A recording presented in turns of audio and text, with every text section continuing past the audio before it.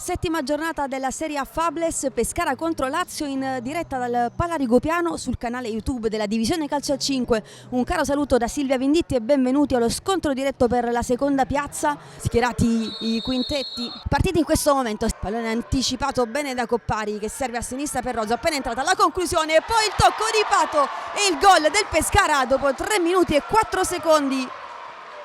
Vantaggio biancazzurro.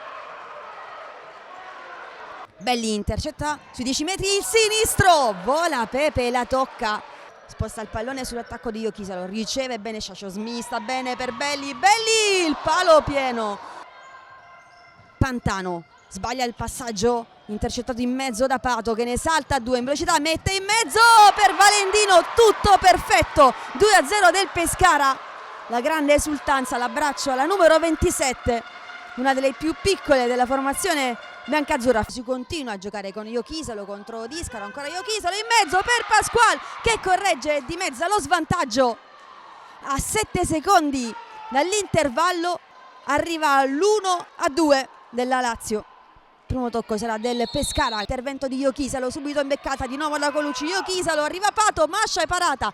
Tati, alto per Belli, al volo il tris di Federica Belli.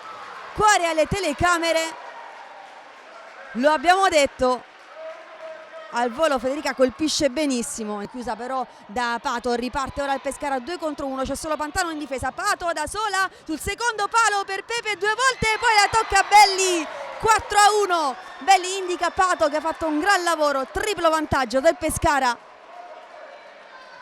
Ha capito tutto però Pato che riparte saltando Pasquale, non riesce neanche a trattenerla. Rozzo in area di rigore in mezzo per Vanelli, il tocco sulla porta per Rozzo con grande generosità. Ha lasciato il pallone la numero 7 e arriva anche il pokerissimo del Pescara.